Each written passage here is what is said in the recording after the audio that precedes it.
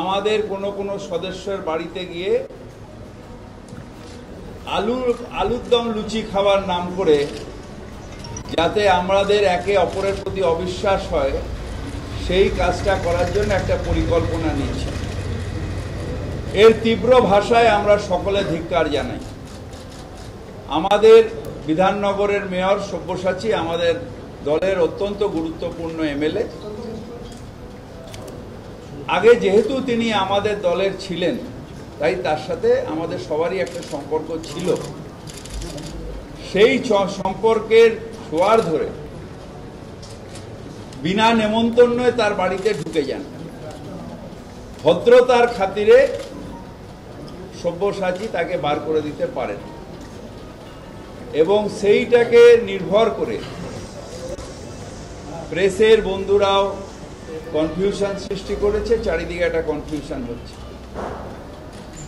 আমি যেটা বারবার করে বলি, আমরা প্রত্যেকেই, আমি সব্যসাচী, বালু, আমরা কংগ্রেস করতাম একটা সময়, ও একটা সময় সিপিএম করত। আমরা মমতা ব্যানার্জির আদর্শ বিশ্বাস করে সবাই মিলে আজকে তৃণমূল কংগ্রেস করি। কিন্তু তৃণমূল কংগ্রেস অর্থাৎ আমরা গান্ধীবাদে বিশ্বাস করি, সুভাষবাদে বিশ্বাস করি। আর যে দলটা মুকুল রায় করেন সেই দলটা গান্ধীবাদ সুভাষবাদে বিশ্বাস করেন না। সেই দলটা গান্ধীর হত্যাকারী যারা সেই গডসের থিওরিতে বিশ্বাস করে।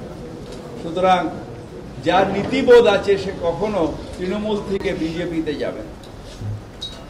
সব্যসাচীর একটা অজান্তে একটা পরিস্থিতি এমন হয়েছে যে একটা পুরনো মানুষ এসছেন, তার এইরকম চালের কথা তো সে বুঝতে পারেনি।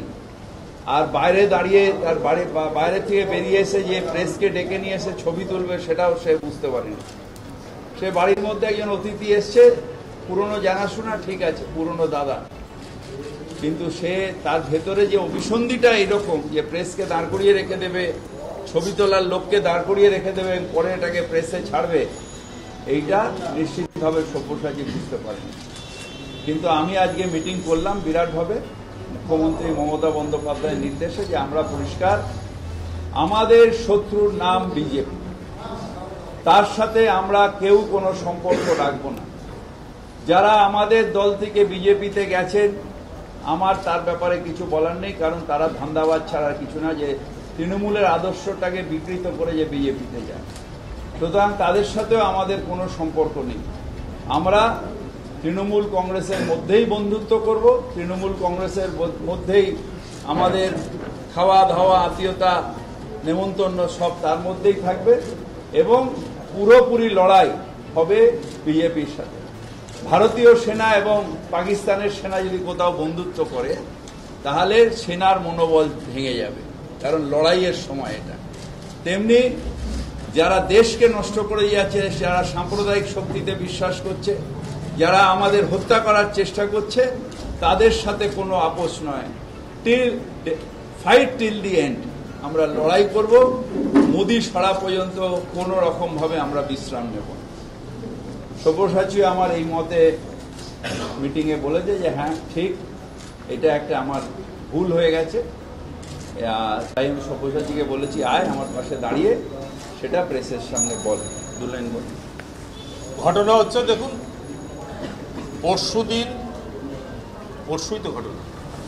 পরশুদিন সন্ধ্যেবেলা 7:30 নাগাদ আপনাদের প্রেসেরও অনেকে আমায় ফোনে জিজ্ঞেস করেছেন, আমি কোনো ক্যামেরায় বাইট দিই, ফোনে জিজ্ঞেস করেছেন। আমি বলেছি যে পরশুদিন 7:30টার সময় আমি বাড়ি ফিরছি, তার আগে 2:30 রাত্রির আমরা রাত জেগে থাকুন।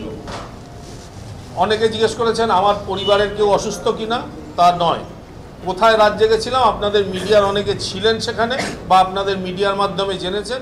আমি, বালুদা এবং সুজিত 2:30 রাত্রির রাত জেগে থাকার পরে আমার একটা বদদোষ আছে, একটু লেট রাইজার, তা সত্ত্বেও আমাকে সেই ভোরবেলা 6টায় উঠে রাত্রি 2টো অবধি জেগে আর পরদিন সকাল 6টায় উঠে আবার যাওয়া, এবং যে কোনো মূল্যেই আমি দলের স্বার্থে এবং নিজের আবেগের তাড়নায় কি করেছি না করেছি সেটা জ্যোতিপ্রিয় মল্লিক আমার চেয়ে ভালো দেখেছে, উপলব্ধি করেছে। ঠাকুরনগরে। তো সেই জায়গায় দাঁড়িয়ে গত পরশু যখন আমি বাড়ি ফিরছি, আমায় হঠাৎ ফোন আসে, এবং আপনারা প্রত্যেকে জানেন যে আমার একটা বদদোষ যে আমি প্রত্যেকের ফোন ধরি, নাম্বার থাকুক না থাকুক। সেই ফোনটা প্রথমেই বলা হয় হ্যালো, হ্যালো, হ্যাঁ আমি দাদা বলছি। আমি কে বুঝতে পারিনি। হ্যাঁ কে বলুন? না আমি মুকুলদা বলছি। আমি বললাম হ্যাঁ বলো। বলছি তুই কোথায় আছিস? আমি বাড়ি যাচ্ছি। বললো আমি অনেকদিন তোদের সঙ্গে দেখা হয় না, আমি সল্টলেকে এসছি, তোর এখানে আসছি। তখন নিশ্চয়ই আমি কি বলবো, হ্যাঁ এসো।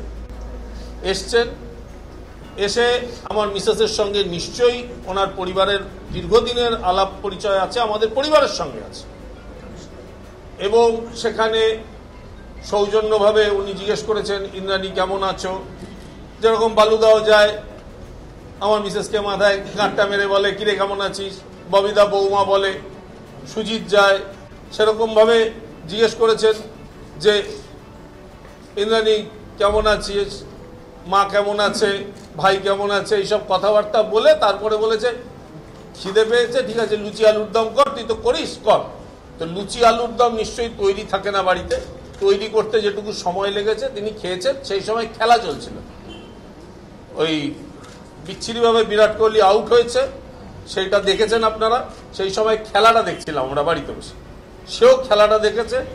এবং তার মধ্যে বিগত দিনে একদম আপনাদের বিশ্বাস করুন না করুন, আমি অন ক্যামেরা বলছি, শুধু দলের কোনো আমার ওপরে কোনো চাপ নেই, দল কেউ আমাকে কিছু বলেনি, কিন্তু আমি অন ক্যামেরা বলছি আমার সঙ্গে কথা হয়েছে খেলা নিয়ে, ভারত হেরে গেল সেইটা নিয়ে, বিরাট কোহলি খেলতে পারলো না এইটা নিয়ে, এছাড়া নানুর, চমকাইতলা, কেশপুর এইসব নিয়ে গল্প হচ্ছে।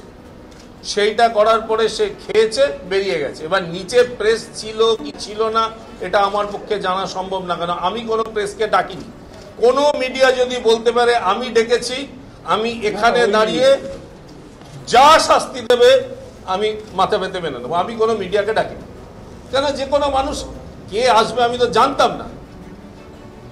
আর দুই, একটা জিনিস আপনাদের বলি, আপনাদের মাধ্যমে সারা বাংলাবাসীকে জানানো যে আমি তৃণমূলে বিগত দিনে 1995 সালে পৌর প্রতিনিধি প্রথম হই জাতীয় কংগ্রেসের, তারপরে 2000 সালে তৃণমূল কংগ্রেসের পৌর প্রতিনিধি, 2005 সালে ওয়ার্ডটা মহিলা সংরক্ষিত হয়ে যাওয়ার জন্য আমার মিসেস ইন্দ্রাণী দত্ত পৌর প্রতিনিধি, 2010 সালে আবার আমি পৌর প্রতিনিধি এবং ভাইস চেয়ারম্যান। তখন আমাদের দলের নেত্রী, তৎকালীন দলের নেত্রী, রাজ্যের মুখ্যমন্ত্রী মমতা ব্যানার্জি বলেছিলেন যে সব্যসাচী তুই চেয়ারম্যান হবি, কিন্তু যিনি আমার বাড়িতে লুচি খেয়েছিলেন তিনি আইনটা দেখিয়েছিলেন যে না এটা হতে পারে না। তো যাই হোক হয়েছে।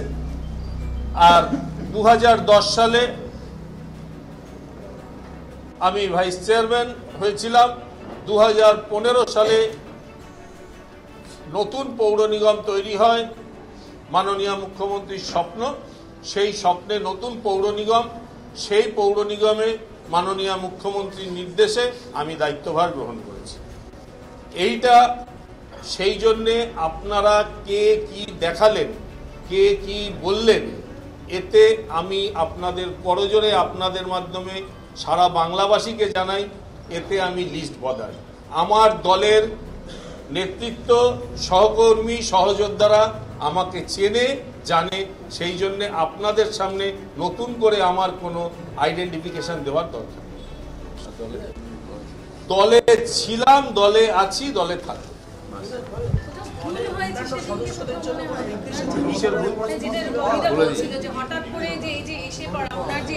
আপনি যদি আমার বাড়িতে আসতে চান আমি কি বলবো আপনাকে, না ঢুকবেন না? আমি তো আপনার দলের অন্য দলের কাজ করি না। আমার বাড়িতে সোমেন মিত্র এসছে, আমার বাড়ি না বলে দিলাম ওর একটা প্ল্যানিং ছিল।